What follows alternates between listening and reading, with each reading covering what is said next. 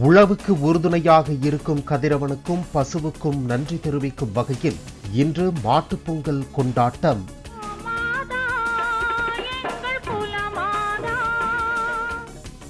தமிழகம் முழுவதும் உள்ள கிராமங்களில் வீடுகள் தோறும் மாடுகளை அலங்கரித்து கதிரவனுக்கு பொங்கலிட்டு வழிபாடு.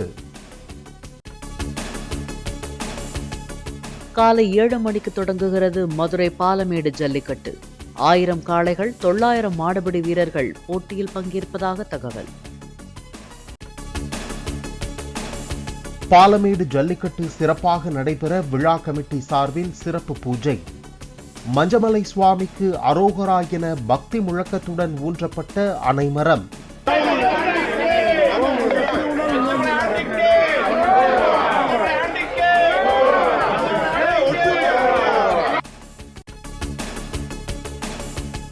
அவனியாபுரம் ஜல்லிக்கட்டு போட்டியில் திருப்பரங்குன்றத்தைச் சேர்ந்த கே. கார்த்தி முதலிடம். 19 காளைகளை அடக்கி முதலிடம் பிடித்தவருக்கு தமிழக அரசின் நிசான் கார் பரிசாக வழங்கப்பட்டது. அவனியாபுரத்தில் களத்தில் நின்று ஆடி காளையர்களை மிரள வைத்த மலையாண்டி என்பவரின் காளை சிறந்த காளையாக தேர்வு. காளையின் உரிமையாளருக்கு டிராக்டர் பரிசாக வழங்கப்பட்டது. இரண்டாவது பரிசு சிறந்த காளையின் உரிமையாளர் ஜி.ஆர். கார்த்திக் அவர்களுக்கு இரண்டாவது பரிசு மோட்டார் பைக் பாராட்டு சான்றிதழும்.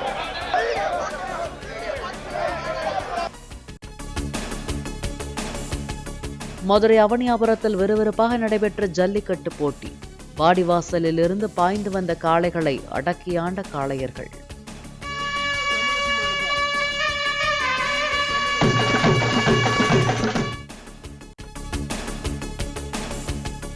தாங்கள் வளர்த்த காளைகளை பெருமிதத்துடன் களத்திற்கு அழைத்து வந்த பெண்கள்.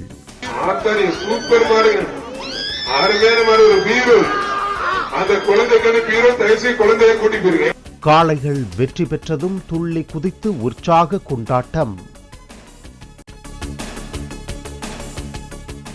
அவனியாபுரத்தில் மாடுபிடி வீரர்களை மிரட்டிய சிறுமிகள் அழைத்து வந்த காளைகள் தங்களது காளைகள் வென்றதால் உற்சாகமாக ஓடிச் சென்று பரிசுகளை பெற்றனர்.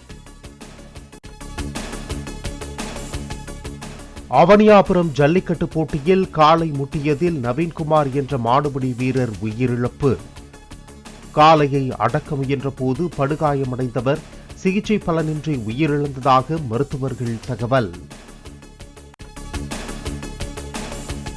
சபரிமலை பொன்னம்பலமேட்டில் சுடர்விட்டு பிரகாசித்தது மகர ஜோதி. 3 முறை தெரிந்த ஜோதியை சரண கோஷம் முழங்க தரிசித்த பக்தர்கள். பொன்னாபரணங்கள் பூண்ட திருக்கோலத்தில் காட்சியளித்த ஐயப்பன். மகர ஜோதியையொட்டி திருவாபரண அலங்காரத்தில் சிறப்பு பூஜை. வடலூர் சத்தியஞான சபையில் தை மாத பூச ஜோதி தரிசனம். ஆயிரக்கணக்கான பக்தர்கள் வரிசையில் காத்திருந்து வழிபாடு. ராமநாதபுரம், தென்காசி உள்ளிட்ட 5 மாவட்டங்களில் இன்று கனமழைக்கு வாய்ப்பு. தமிழகத்தில் ஒரு சில இடங்களில் லேசானது முதல் மிதமான மழை பெய்யக்கூடும் என வானிலை மையம் கணிப்பு. சென்னை மற்றும் புறநகரில் ஒரு சில பகுதிகளில் இன்று லேசானது முதல் மிதமான மழைக்கு வாய்ப்பு. வானம் ஓரளவு மேகமூட்டத்துடன் காணப்படும் என்றும் வானிலை மையம் தகவல். மும்பையில் நடைபெறும் நிகழ்ச்சியில் 3 போர்க்கப்பல்களை இன்று நாட்டுக்கு அர்ப்பணிக்கிறார் பிரதமர் மோடி.